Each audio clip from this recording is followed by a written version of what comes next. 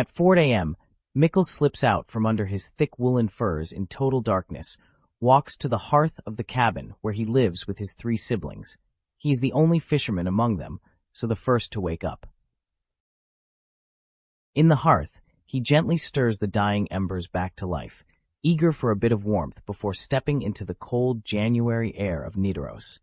He eats a quick meal of hard bread and dried fish, because the next step in his routine might take more time than breakfast itself.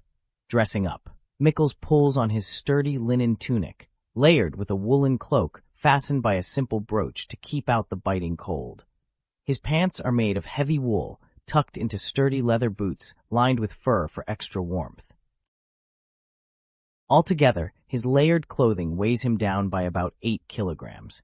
To put that into perspective, a modern student or office worker typically carries around 1 kilogram of clothing, such as a shirt, trousers, and a jacket. Around 5 a.m., Mikkel heads outside, boots crunching in the snow.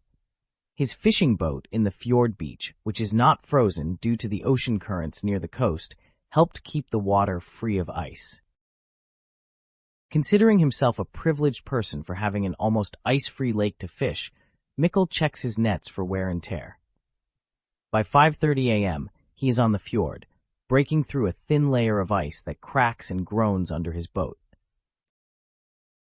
The water is dark and frigid, but Mikkel trusts his instincts to find the best spots for cod. Despite the early hour, thoughts of Stiklestad weigh on him, and Mikkel thinks on how the fate of Norway might hinge on some battle where half the fighters are probably just there for the mead afterward. Around 6 a.m., he casts his nets and waits, the cold stinging his cheeks. He has heard talk around Nidaros that King Olaf's push for Christianity might cause conflict with those who still hold to the old gods.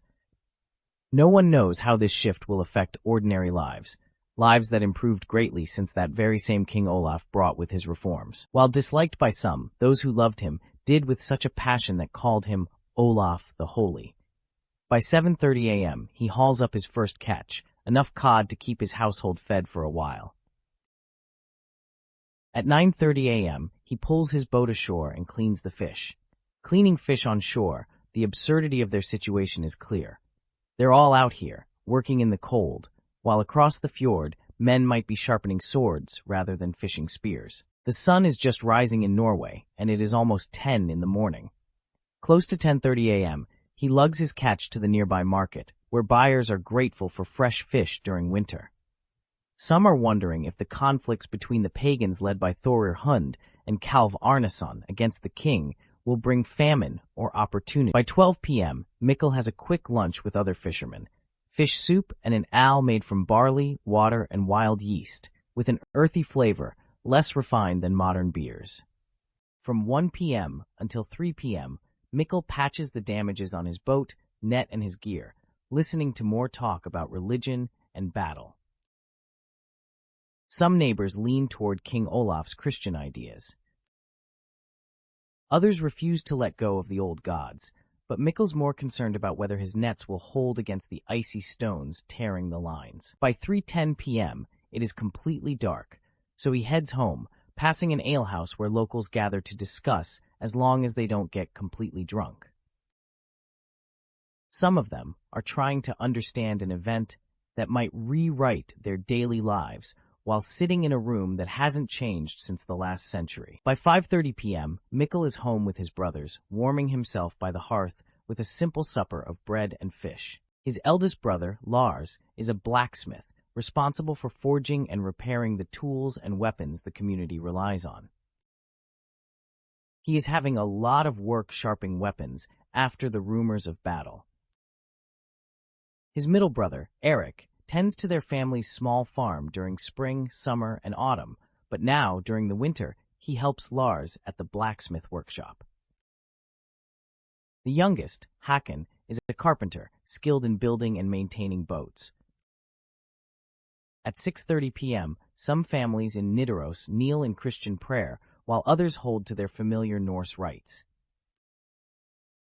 Mikkel's parents died before the new Christian ways popularized, but they also never really practiced the local pagan Norse faith. Except for Håkon, a fierce believer in the Norse religion, All his other brothers didn't really pay too much attention to religion. By 7:30 p.m., they drink some mead and snack on salted cod. These cod might be the last non-Christian ones in Norway, Mikkel jokes. Before 9 p.m., Mikkel drifts off to sleep under thick furs. He knows he'll be up again before dawn, braving the fjord, and he thinks, how lucky we are that our fjord does not frozen completely like Nidelva River. Thank you, God.